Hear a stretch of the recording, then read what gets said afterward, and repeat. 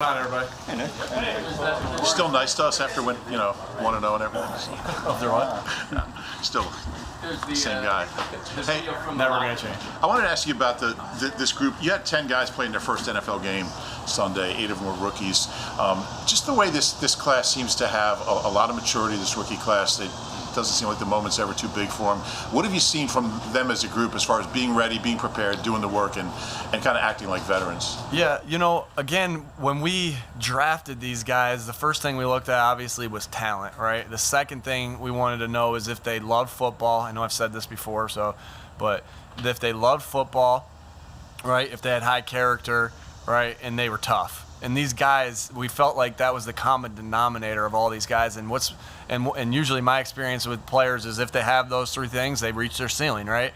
Obviously the first thing, talent. And then those other three things, they reach their ceiling. So I feel really good about these guys because they have those things, and they're good people. All of them are good people. All of them are tough. All of them love ball. And that's important in just the evaluation process. So tribute to Howie and his staff of finding those things out and getting that information, and that's why I think when you got guys like that, then sometimes it feels like the moment isn't too big for those guys because they're mature enough to handle it. Sort of along those lines, there's a video from the locker room of DeVonta dancing and enjoying himself. What has it been like seeing his personality sort of come out? Has that been like a slow process?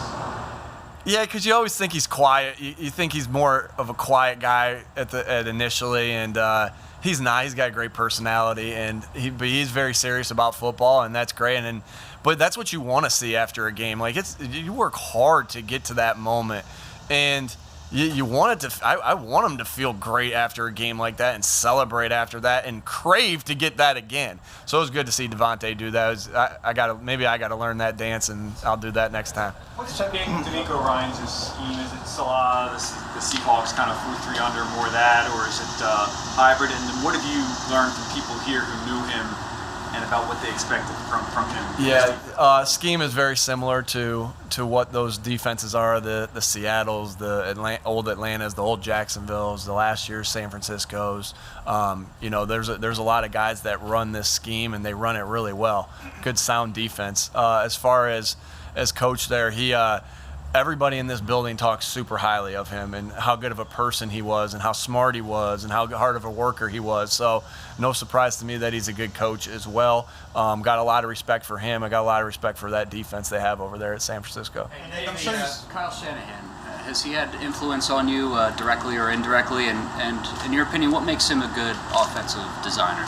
I think Kyle Shanahan, I don't know him personally. I know him to say hello, but where he has influence on me is any good coach has influence on me with how they coach their team, and you see that he's a good coach. This team plays with good fundamentals. They have good scheme. That's always, hey, does your team play with good fundamentals and you're a good scheme? To me, that means that's a big part of how you're a good coach. So that's where he's had influence on me, just his scheme and the way his players play.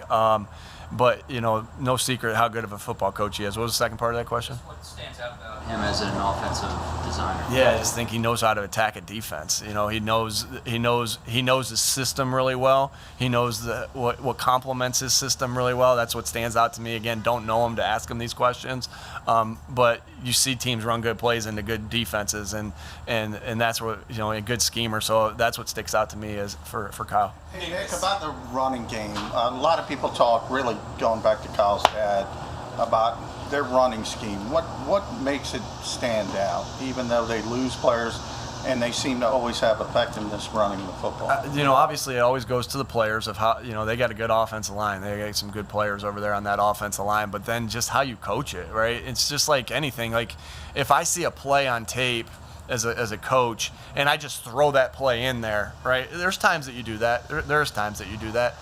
But sometimes it feels like if you just do that, you don't know all the intricacies of that play and know how to adjust versus all the different things that the defense can do to you.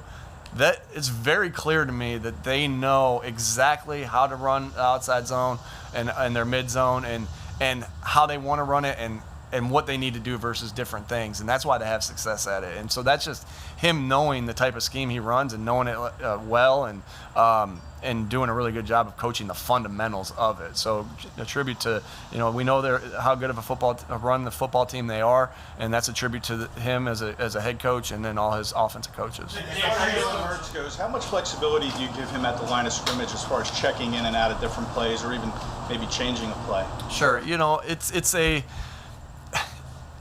Nothing's extreme, so it's not like just go do everything you need to do. There's plays where we put hey, we want to, off of these couple looks, this is what we want to get to. Off of this look, we want you to get to this. Or, hey, if you see this look, we want to check to it. So there's flexibility, but the flexibility changes based off the play, based off the look. Sorry, I know that might not answer your question. You've talked about wanting to have every single wide receiver be able to play all three positions, just have two tight ends and pretty much line up anywhere. When you have 7 guys who can play in the slot, how much does that help you with individual matchups every single week? Yeah, if you're able to move guys around like that, it is hard to key in on a guy and know exactly where he is. So it definitely helps, and because I think if you're just stationary as a wideout and you just stay in one spot, if you're always, some teams go you're only to the right outside, or some teams say you're only the X or the Z or the F or whatever you want to call that. I think it's a little, talking to defensive coordinators in my past, it's a little easier for them to take that guy away. The other thing we like to do is move them around based off of what they do well, right?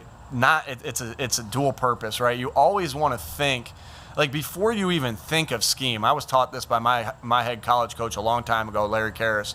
Before you even think of scheme, and I've said that here plenty of times, it's all about the players. It's first about the players. Players. So what do they do well? Put them in positions of what they do well, and then try to match that up to the scheme. And so I think that's what it's about more so than anything. And because we do it that way, I do think it poses more issues to the defense. When you look at Jalen Hurts' completion percentage from last year, it was like 52%. What was the one thing you felt like you had to, help him improve on, going into this year? Obviously, 77% against the Falcons. And that's, and that's just getting the reps of the plays that we know we're going to run, So we just needed to get him the reps of the things. We feel confident, that he's read a lot of these things multiple times throughout camp, and we held back a lot of these things obviously in preseason to not give a good look for the defense to get the opposing defenses to get a good look of it. So it's just getting the reps and knowing what. It's very similar to the question I answered here, like with Kyle, like you want to make sure that they know what to do with your base plays. They know what to do versus every different look, right? That's why San Francisco 49ers are good at the outside zone play or mid-zones play. We want to do that same thing. So that's what's important to me is, hey, where are you going versus this look? Where are you going versus this look? Where are you going versus this look?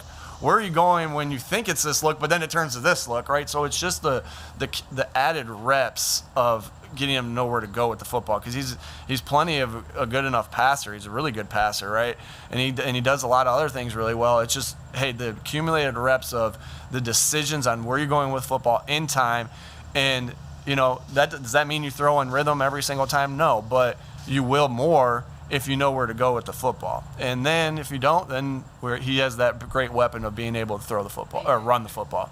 How much more challenge is this game against the Niners as opposed to last week? How much is getting that first win, take the pressure off that, and just have to focus on your development? Yeah, again, I don't think of it that way. I just think of what do we need to do to win this football game, right? And that's what the last 2 days have been, right, of our game plan, and that's what we'll continue to do the next 2 days, right? What do we need to do to win this football game, offensive, defensively, and special teams wise? And now that we're here with the players in the building, I know I sound like a broken record, I get it, but what are we going to do to make sure we leave this building better than when we stepped in here today? Like, that's where the pressure of any win or any loss or any home game, it's just solely focused on what do we need to do to win this football game and the scheme-wise of it, and then how are we going to execute that plan, and are we going to put ourselves in position as a team like we did last week of getting better every day to set up so when you step up on the field on Sunday that you're ready. Like practices were crisp last week. We stepped on the field, we were ready to play that game. If we don't have good practices this week, we're not going to be ready to. So it's being in that mindset, being in that dog mentality of being here, so you put yourself in a position to be able to go out and win the game on Sunday. It's been 20 months. It's been 20 months since you've had a sold-out Lincoln Financial Field for this city. What are you anticipating as far as the environment, the atmosphere, and what's it going to be like for you first time there with everybody there? Yeah, I'm excited. I'm excited definitely to get this home crowd behind us. What a great football city this is. Fans are the best in the NFL. So of course, like you see the challenges that are posed to you when you go to another home field, right? When you go on the road. There's challenges. There's things you have to work on throughout practice, throughout the week to help prepare yourself. And so, knowing that and every detail counts. I mean, with the margin of error so small in the NFL, everything matters. Everything matters. Not just hey, these things matter. Everything matters. And so this home crowd matters. And so, can't wait to. I mean, knowing that the margin error is that small, and now we have the home crowd out here cheering us on. That's a huge advantage. Super excited to feel that energy, to feel that energy when we come out. I'm gonna be looking at that screen when Rocky comes on, and I've talked about Rocky before, but I'm gonna be looking at that screen when Rocky comes on. He says win. Adrian says win, and then everybody gets juiced up. I'm gonna have some energy there when I see that. Couple more, please. The terminology from the players has not been week 1, week 2. It's been round 1, round 2. I guess from the outside, it's self-explanatory. But from your perspective, is there something significant to that messaging? It's just that you can win round 1, and if you're sitting in the corner thinking about how good you fought round 1, you're going to get your butt kicked in round 2. So it just kind of ties into, and it's like, I mean, the NFL is such a, it's awesome. It's like, I mean, think about all the fans we have in the NFL. It's unbelievable, this game. I mean, I love this game, and so it's like a heavyweight prize fight. All those people pay all that money to go see that, or to go see it, and to the pay-per-view to see it. Like, it's the comparison that every game is a heavyweight championship bout. So it's a couple different modes. Like, yes, it's playing the next play and playing the next game mode, but it's also like every round freaking matters, and let's go. How did you like the defensive line rotation, how that worked out last week? And does Fletcher Cox, does he need to get more involved, no tackles, or can you do things to get him more involved? Yeah, I like the defensive line rotation. We definitely need that. We need to be able to keep those guys fresh throughout the game, to keep that pressure on the quarterback and keep the pressure on the run game. Fletch affected the game in a lot of different ways that sometimes it doesn't show up on the stat sheet. They'll come, though. When you're affecting the game the way he was affecting the game, those stats will come. I saw the 49ers sign Kerryon Johnson to their practice squad. When you have a guy who was here that recently, how aware of that do you have to be? Do you have to change anything? You know what? My experience with that is, he doesn't know what the game plan is this week, right? He can go in there with a lot of different information, but that's a lot of information to dissect. And I know anytime we've been in that scenario and you start to talk to the guy about, what do you do here? What do you do here? You're like, okay, it becomes too much, it can become too much information. So, we'll have a couple things that we need to do, most definitely. But we can't overreact to that either. All right. Thanks, guys. Thanks, everybody.